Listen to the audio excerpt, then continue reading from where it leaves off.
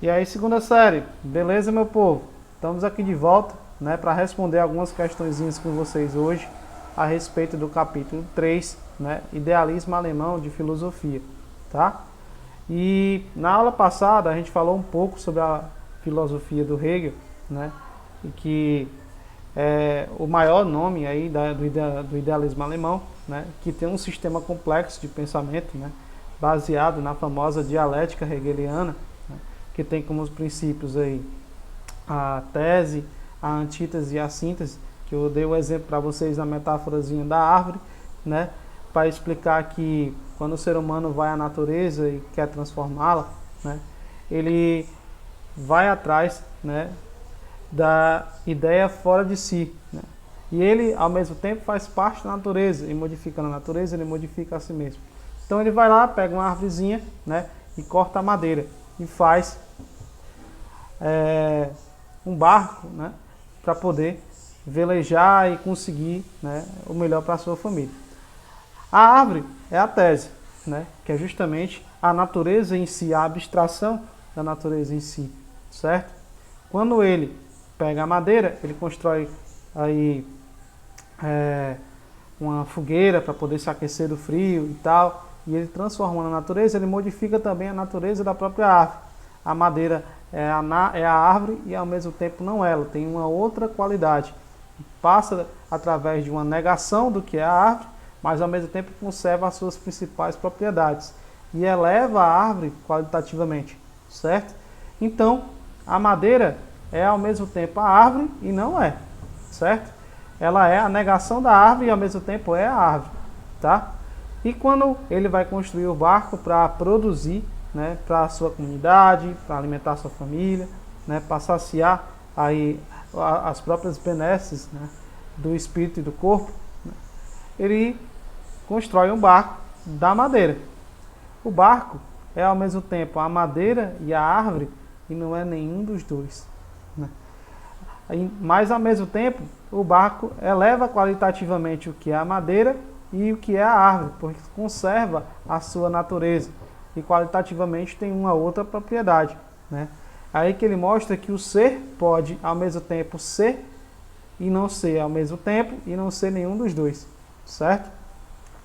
Isso é chamado de lógica dialética, né, que vai inclusive de certa forma ver o movimento, né, das coisas, né, e é justamente isso que significa o espírito, né, no pensamento de Hegel, que é ver que a realidade ela é ao mesmo tempo conserva as coisas e as coisas se modificam, né, em um processo, né, que acontece o tempo inteiro, né, e tudo que existe na natureza e também, né, no nosso pensamento envolve a dialética, né, a dialética posterior, né, nesse sentido hegeliano, tá? Então vamos aí para as questões, porque interessa, tá? Depois aí dessa breve explanação da nossa aula de conteúdo, tá? Para relembrar as habilidades que nós temos que desenvolver para responder algumas questões, tá bom? Então, só mexer aqui o pescoço um pouquinho, né? Ficar mais confortável. E passar aqui o slide para vocês verem as questões que vamos responder, tá bom?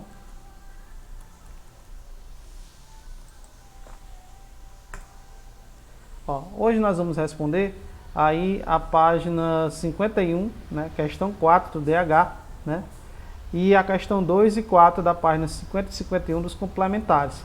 Não deixe de assistir aí a página 40 do nosso QR Code, tá? Para ver, né, aí através de uma videoaulazinha importante, né, mais sobre o Kant, sobre o Hegel, né, e também um complemento da nossa aulinha, tá? Então vamos para o que interessa, eu vou abrir aqui meu livro digital, tá? Se você tiver acesso aí, né, no seu aplicativo, abra o seu também, tá? Se não, abra o seu livro físico mesmo, na página 51, aí, na questão 4, tá? Do DH, tá bom?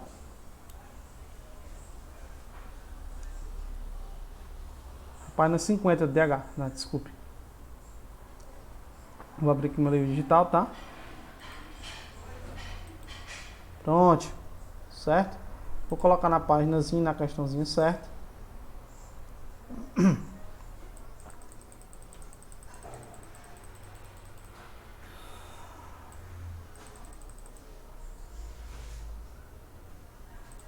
Desculpa aí os problemas técnicos. Opa, vamos lá.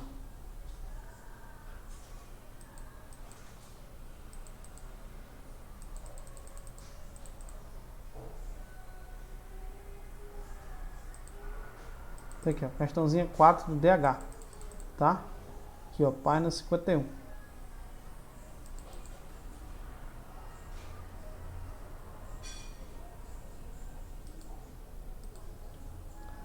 Assim, ó.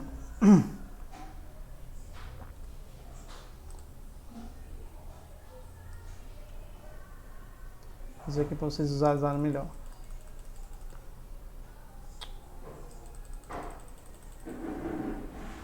Essa questão aqui, tá? Ó. Meu Deus.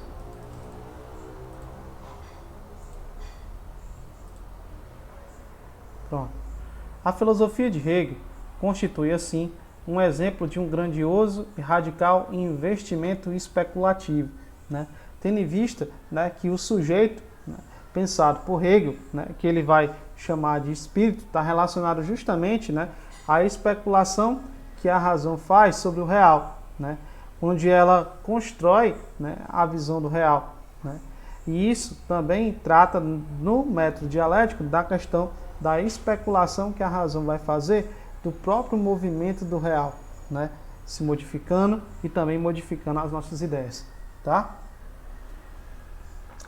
Qualificando como ideia de liberdade, né? Então aquilo que é especulado pela razão, a razão em si, a razão pura, né, que ele vai chamar aí de espírito, né, que é justamente quando você enxerga a realidade e ela traz de volta essa análise, né, a análise que você faz desse processo é chamado de espírito, no pensamento de Hegel, tá? E segundo ele, né, essa especulação ela tem a ver com a ideia de liberdade. Liberdade do ser humano de pensar, né, e compreender as coisas racionalmente, né, aprender. Né. Ao mesmo tempo em que tem a pretensão de analisar a liberdade segundo o modo conceitual, lógico, ontológico, certo? Lógico no sentido de compreender o que é a liberdade em si e no sentido de compreender a sua natureza e o seu sentido, a sua essência, aí no sentido de ontológico, tá? Quer também compreendê-la como uma forma histórica de sua manifestação. Então, a lógica hegeliana quer entender a liberdade, né, ao mesmo tempo enquanto processo e ao mesmo tempo como essência desse processo, certo? Enquanto manifestação histórica também dentro desse processo. Ou dito de um outro modo, sem abandonar o seu caráter autorreferencial. Seu caráter o quê? Subjetivo. A nossa interpretação sobre ela, certo? O olhar, né, do sujeito. O filósofo pretende efetivá-la, né, na sua necessária forma de instituição objetiva. Então ele quer compreender, ao mesmo tempo, os dois caráteres da liberdade. O caráter objetivo, da necessidade dela existir independente de mim, né, e o meu olhar sobre o que seria a ideia de liberdade, tá? Se a liberdade subjetiva não alcançar essa dimensão e circunscrever no âmbito dos interesses e desejos particulares dos indivíduos nas suas relações privadas, né, o próprio princípio de liberdade se vê ameaçado. Vamos ler de novo essa parte, tá? Para ver se vocês entendem. Se a liberdade subjetiva, se aquilo que eu entendo como a ideia de liberdade, certo? Ela não alcançar, né, a dimensão do que seria, né, os interesses da realidade, os meus desejos particulares, né, dos indivíduos nas suas relações privadas. O que é isso? Nas suas relações pessoais, nas suas relações, né, suas, né, o próprio princípio da liberdade se vê ameaçado. Se eu não consigo entender a minha própria noção e ideia do que seria liberdade, a ideia de liberdade está ameaçada, tá? Marcel, Antologia de Textos Filosóficos. Vamos dar uma lida aí nos itens e ver o que ele pergunta.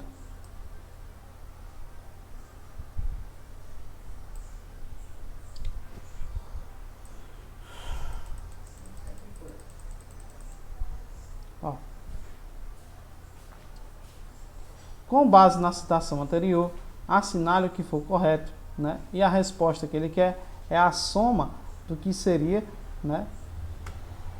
É a soma do que seria, né, os itens corretos. Vamos lá.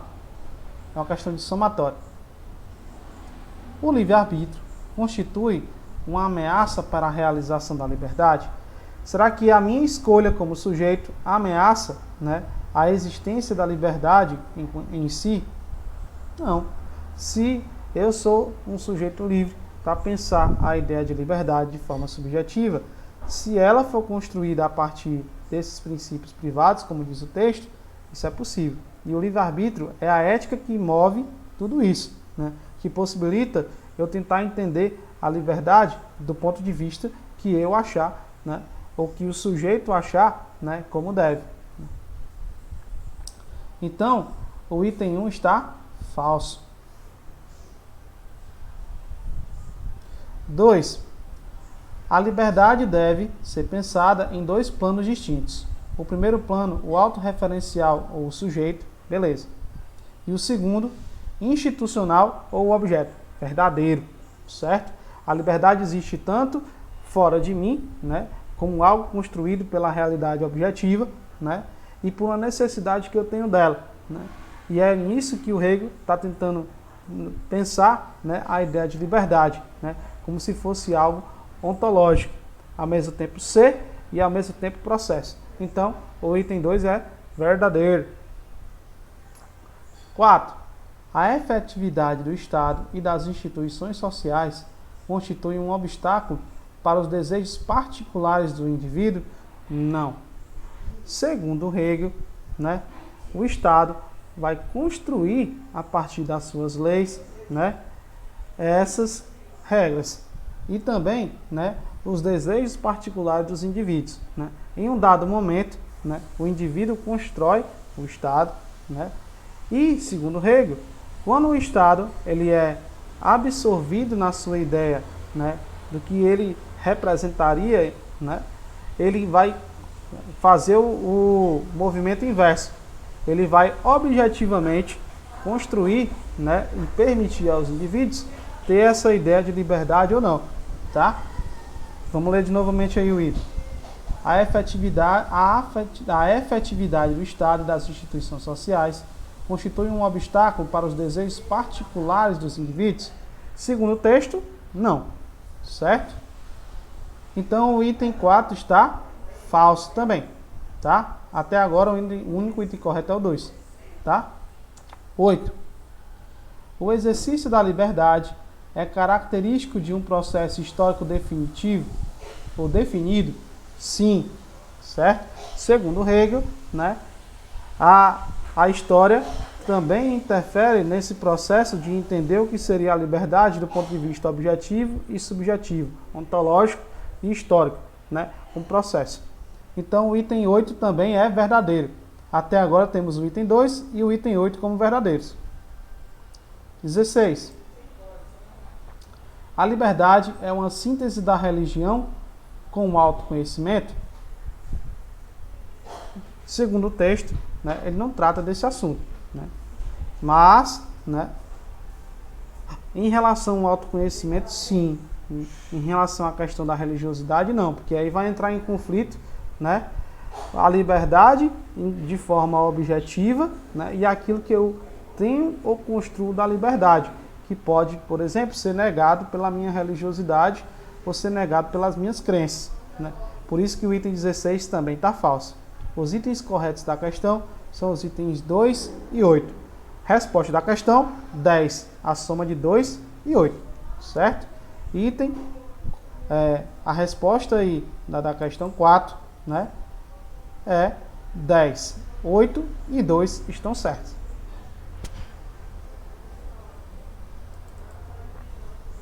Deixa eu dar uma olhada aqui qual foram as outras questões que nós vimos. Que agora é dos complementares, se eu não me engano.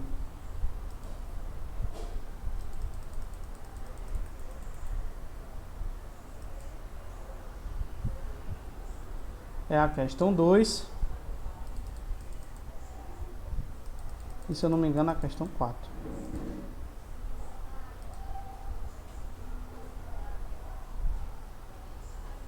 Isso mesmo, certo?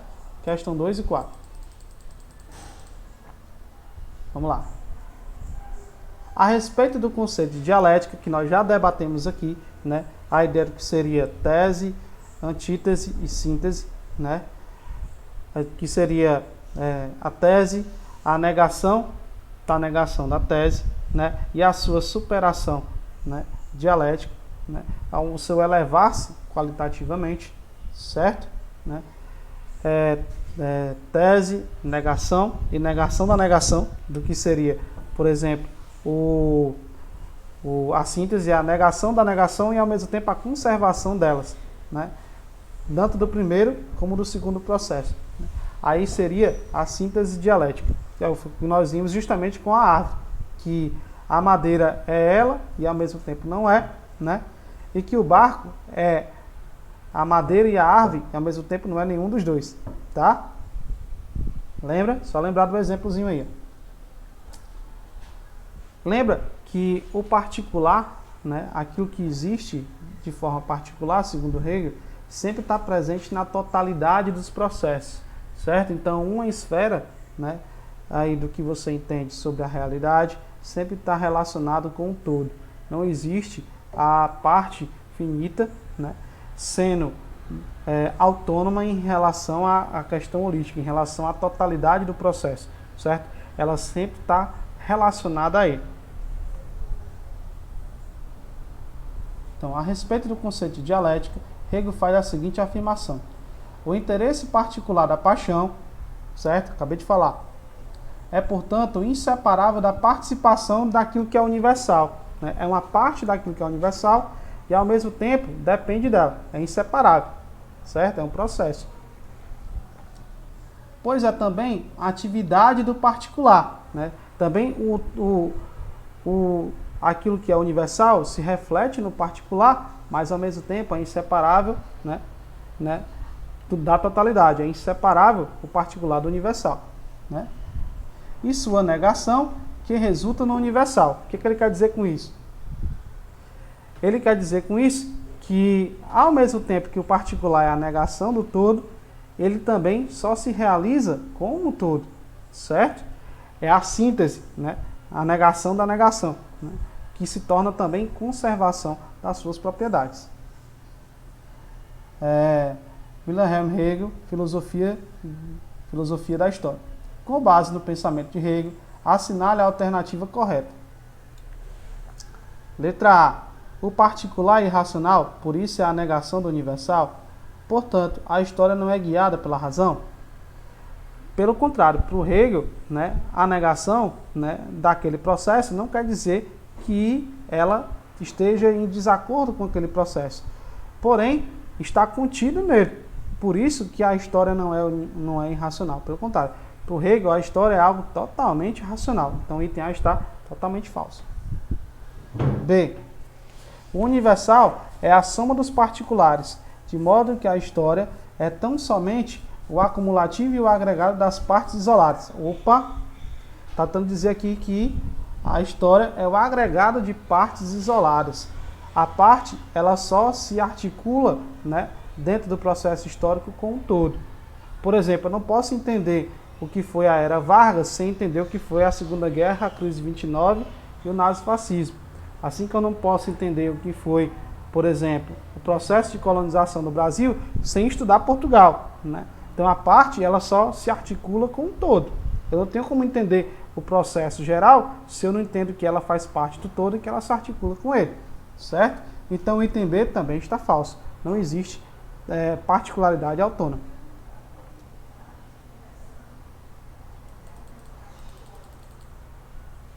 C. O particular da paixão é a ação dos indivíduos, né? Sempre em oposição à finalidade da história, né?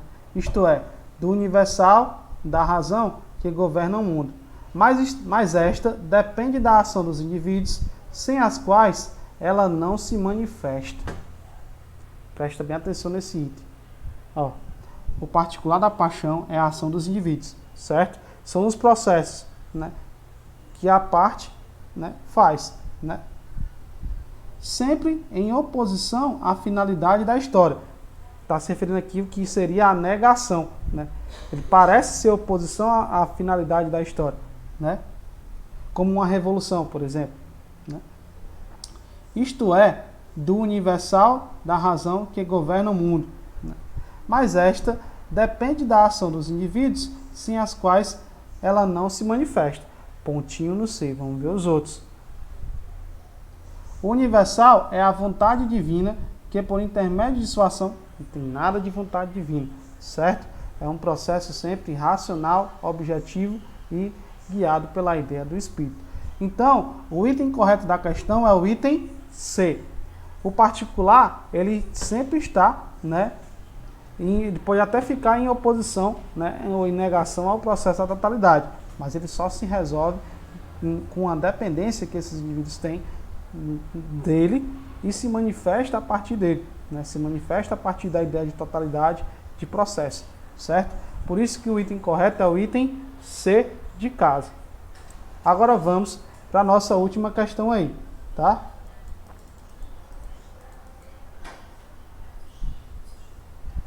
Questão 4.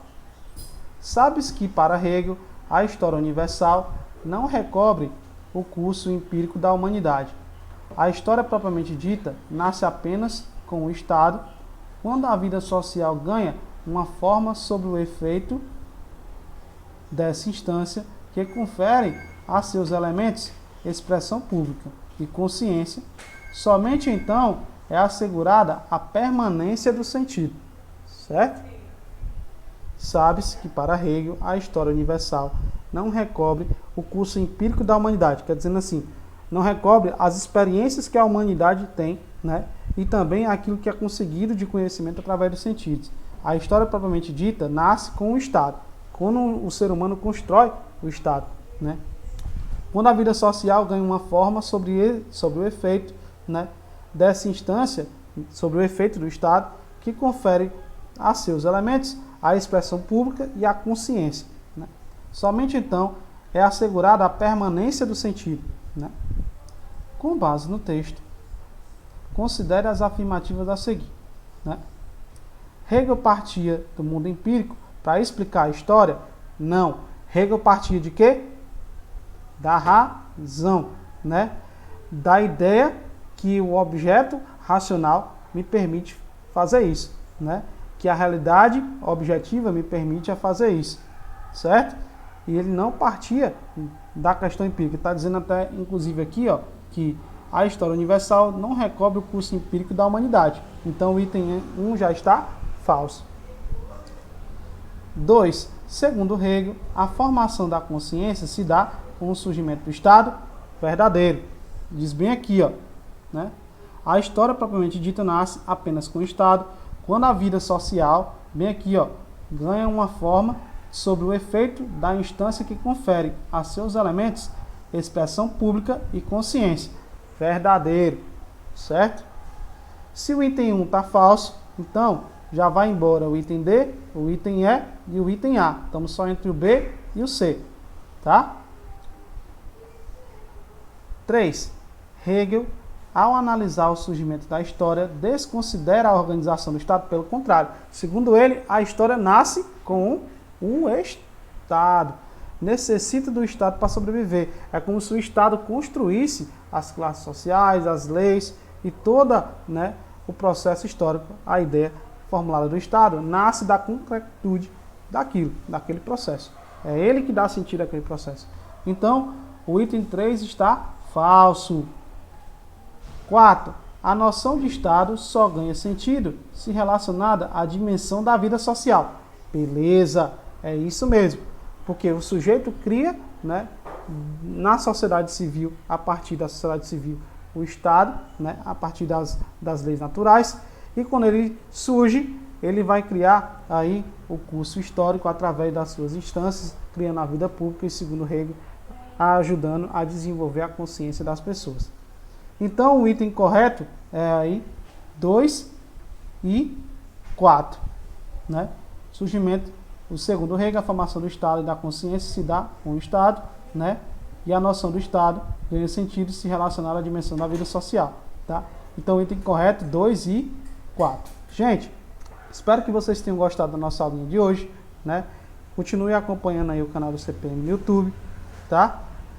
Prestem atenção na Agenderu, porque lá vai estar presente as postagens das videoaulas, né? E respondam as questões do Portal SAI para que vocês não sejam prejudicados na MA. Um grande abraço e até a próxima.